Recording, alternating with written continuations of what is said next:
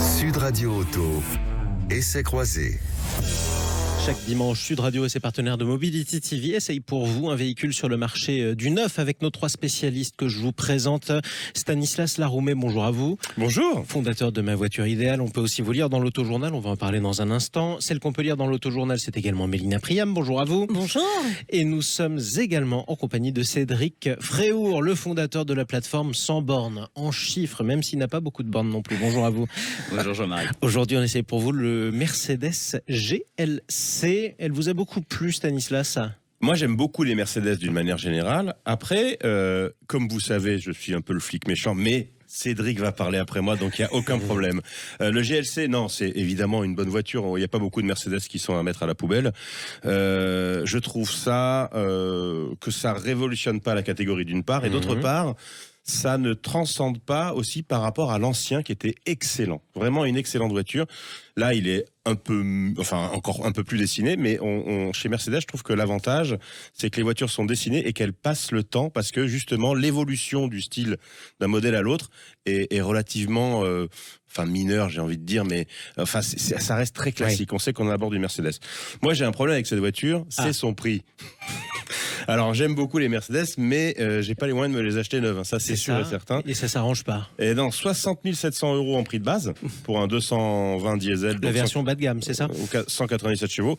Et alors, j'ai fait Mélina va être ravie, puisque j'ai fait un comparatif dans l'Autojournal que vous avez sous les yeux, entre ces petits copains allemands, donc le BMW X3 et l'Audi Q5. Et le GLC, donc version de base que nous avions, 220 diesel, 197 chevaux, je le rappelle, qui nous avait mis à disposition coûtait 86 000 €. Il y a un moment, mettre presque 90 000 € dans un SUV diesel, moi je me pose vraiment la question. Alors après, oui, c'est très bien fini, c'est très confortable, c'est habitable, il y a un grand coffre. C'est merveilleux à conduire. L'habitacle est absolument extraordinaire, mais c'est Cédric qui va nous en parler, c'est sûr, parce qu'il y a des écrans. Et les écrans sont assez spectaculaires. On va en parler avec Cédric, mais on garde le meilleur pour la fin. Mélina Priam, tiens. Non, c'est vrai que alors, tout ce qu'a dit Stan est exact. Comme toujours. Moi, comme toujours. Je nuancerais, c'est vrai qu'il ne révolutionne pas le segment, sauf sur un point, ces versions hybrides rechargeables. Qui sont dotés de batteries plus importantes, de batteries qui font quasiment 32 kWh.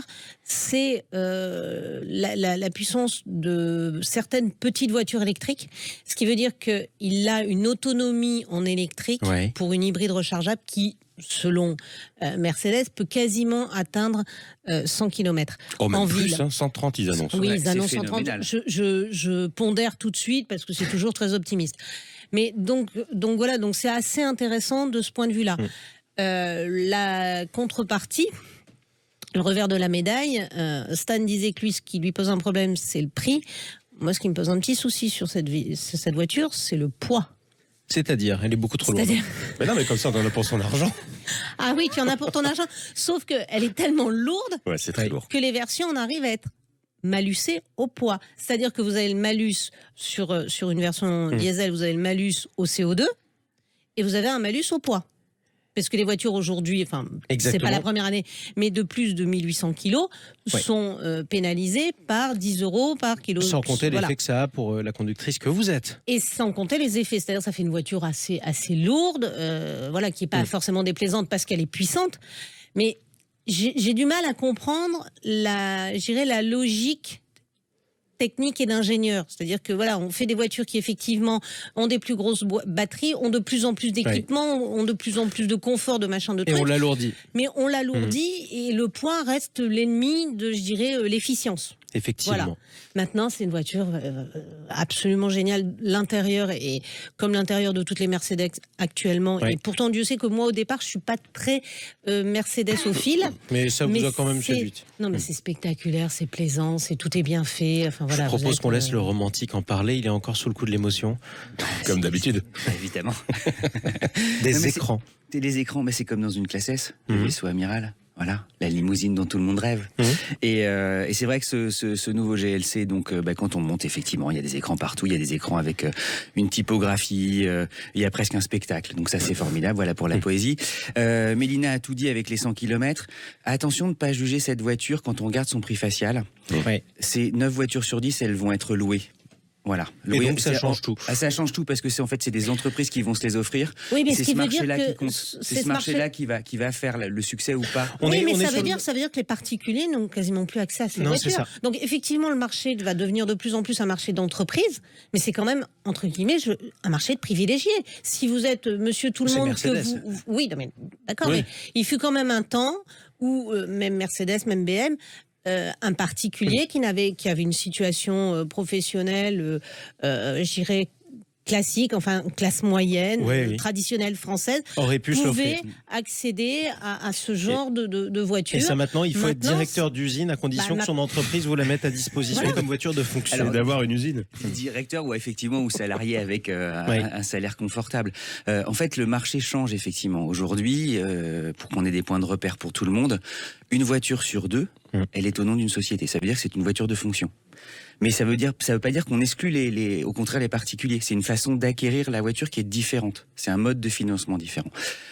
Pour le GLC, il est super. Voilà, point. Comme ça, parce que je sais que tout le monde... Article 49.3, fin de débat. Voilà, point. Exactement. C'est sans borne, Elisabeth.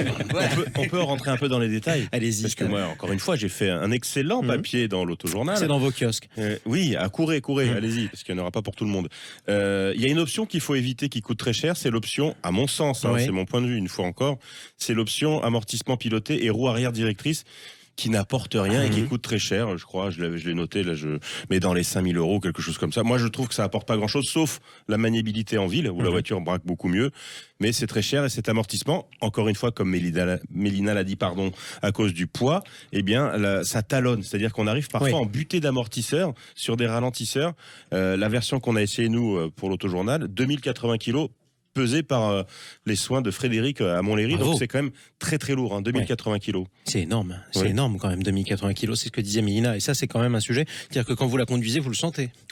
Oui, ça se sent. Vous avez beau avoir la puissance, encore que sur le diesel, 197 chevaux, c'est pas non plus énorme. Et vous avez une voiture de 2 tonnes, donc... Oui, vous le sentez.